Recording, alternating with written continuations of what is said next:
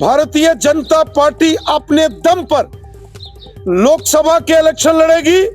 और असेंबली के इलेक्शन भी हम अपने दम से लड़ेंगे और जीतेंगे।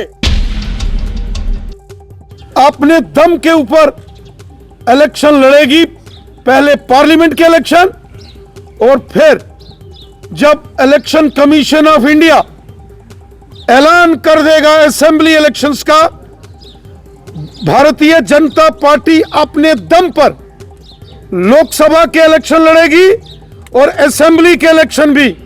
हम अपने दम से लड़ेंगे और जीतेंगे। जैसे लोगों का प्यार और सपोर्ट वादी कश्मीर में बीजेपी को मिल रहा है, मुझे यकीन है कि बीजेपी की जबरदस्त जीत पार्लियामेंट के इलेक्शंस में भी होगी और असेंबली के इलेक्शंस में भी होगी। काफी ज्यादा number of tourists are coming in Kashmir, लेकिन वही उमरुल्लाह की तरफ से आप पर तनकीद किया गया है, उसमें बताया गया है कि 15 लाख की कैपेसिटी वही है। तो जाते कहाँ पर है ये सारे जो टूरिस्ट यहाँ पर आते हैं वो होली केव्स या किसी श्राइन्स के दीदार करने के लिए आते हैं, लेकिन वो कैपेसिटी वो कहाँ सोते हैं, क्या करते हैं, इंफ्रास्ट्रक्चर वही का वही है। दूसरा, आपने रेलवे की जिक्र की तो उन्होंने बताया कि रेलवे इंदिरा गांधी के वक्त जो है यहाँ पर उसकी इनॉग्रेशन की गई थी। यहाँ तक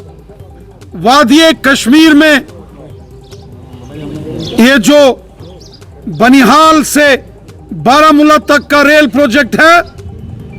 इसका काम उस वक्त शुरू हुआ था जब हमारे मुल्क के प्राइम मिनिस्टर अटल बिहारी वाजपेयी साहब बने थे, और जो फंड्स वाजपेयी साहब की हुकूमत ने रेल की डेवलपमेंट के लिए बनिहाल से बारामूला तक दिया, वही फंड्स यूटिलाइज हुए। और जब 2004 के बाद 14 तक कांग्रेस की हुकूमत रही तो रेल का प्रोजेक्ट यहां था वहीं रहा, और 2014 के बाद जब मोदी साहब की हुकूमत आई तो इसी रेल को बारामूला से कुपवाड़ा पहुंचाने का ऐलान किया गया, और फिर कुपवाड़ा से कन्याकुमारी तक, कश्मीर से कन्याकुमारी तक रेल से इस कनेक्टिविटी को बनाने का काम मोदी साहब ने किया है। यह कश्मीर का बच्चा बच्चा और देश का बच्चा बच्चा जानता है। रही बात यहां के बड़े प्रोजेक्ट्स की, आज एम्स हॉस्पिटल जो कश्मीर में बन रहे हैं, जो यहां मेडिकल कॉलेजेस बन रहे हैं, जो रिंग रोड्स बन रही हैं, जो जोजिला टनल बन रहा है, और इसके बाद ये जो एक्सप्रेस हाईवेज बन रहे हैं, ये सब प्राइम मिनिस्टर मोदी साहब की देन है। गांव गांव में एक एक गरीब को, जो जिसके घर में जिसके सर के ऊपर छत नहीं होती थी, उसको मकान बना के देना, गरीबों को फ्री राशन, जम्मू कश्मीर के हर शख्स की जेब में गोल्डन कार्ड,